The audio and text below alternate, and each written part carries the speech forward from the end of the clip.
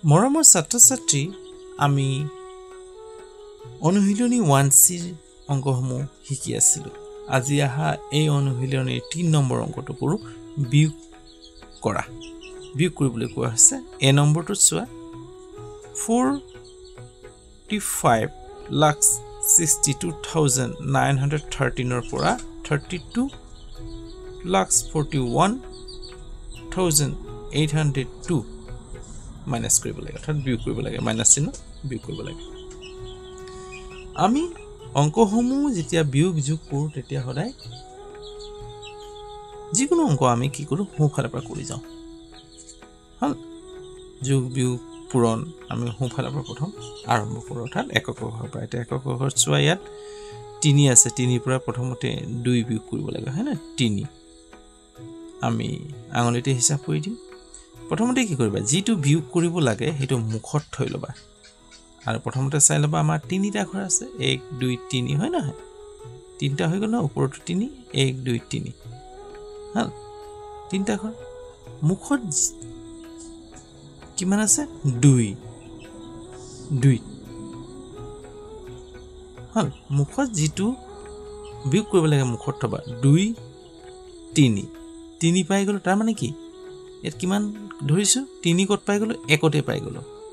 হল 2 3 তাৰ মানে কি হ'ব কিমান পালো 1 অংকটো আঙুলিত আমি 1 পালো হল দেখছ 1 ৰ পৰা 0 বিয়োগ হলে 1 হ'ব 9 পৰা 8 তো চোৱা 9 এটা 8 বিয়োগ কৰিব লাগে 8 টো মুখতে থবা যেটো বিয়োগ কৰিব লাগে মুখত থবা 8 9 টো কত পালো একতে পাই গলো 9 তাৰ মানে ইয়াটো একেই হ'ব হল তাৰপিছত চোৱা 2 কি বিয়োগ কৰিব লাগে 1 2 তাৰ মানে একেই হ'ব ইয়াত কমাই দিবা তাৰপিছত চোৱা 6 পৰা 4 বিয়োগ কৰিব লাগে 4 মুখত থোৱা 4 5 6 তাৰ মানে 5 6 4 5 6 যেটো মুখ বিয়োগ কৰিম হেতু মুখত থম হল 4 5 6 তাৰ মানে 2 পাইছো কিমান পাইছো 1 2 5 6 তাৰ মানে 1 2 হল তাৰপিছত 5 আছে 5 ৰ পৰা 2 বিয়োগ কৰিব লাগে চোৱা 2 টো মুখত থোৱা যেটো বিয়োগ কৰিব লাগে 2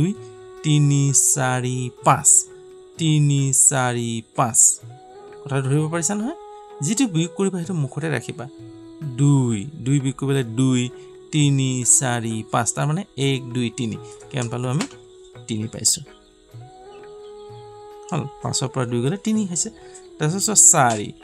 4 পৰা কি 3 বিয়োগ কৰিব লাগে 3 4 তাৰ মানে 1 3 4 1 হ'ব হৈছে ধৰিব পাৰিছা তাৰ মানে আমি যেটো অংকটো বিয়োগ কৰিম সেই অংকটো মুখত ৰাখিম আৰু যেটো যাক আমি বিয়োগ কৰিম মুখত ৰাখিম আৰু যাৰ পৰা বিয়োগ কৰিম তাৰ হিচাপ কৰিম চোৱা ওপৰত কিমান আছে 3 টো নোপোৱালৈকে ইয়াত হিচাপ কৰি থাকিম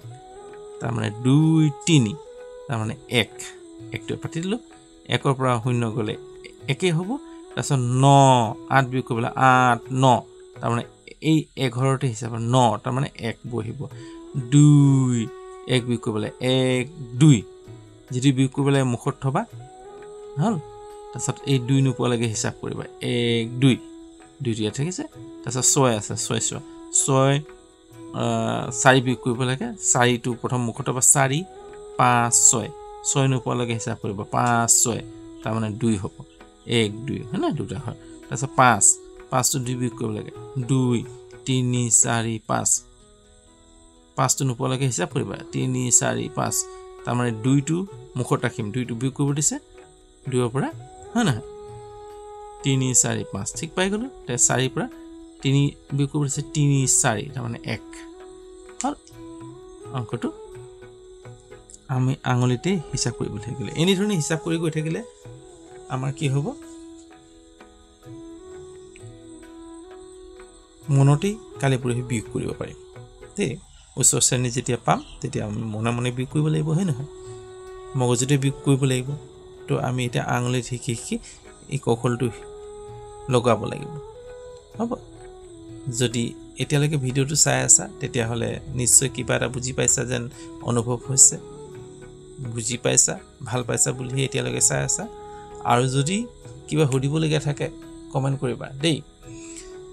চেনেলটো যদি নতুন তেতে চেনেলটো সাবস্ক্ৰাইব কৰিব নাপাহৰিবা যিমান পাৰা বন্ধুবৰ্গলৈ শ্বেয়াৰ কৰি দিয়া যাতে তেওঁলোকেও মোৰ এই পদ্ধতিসমূহ শিকিব পাৰে মই এক অকৰা পদ্ধতি শিকাই আছো দেই তোমালোকে অকৰা পদ্ধতিৰে শিকি যাওঁচোন আমি অকৰা হয় হ'ব আজিলৈ হ'ব অন্য এটা ভিডিঅ'লৈ আকৌ উপস্থিত হ'ম তাৰ আশাৰে আজিলৈ ৰাখোঁ বাই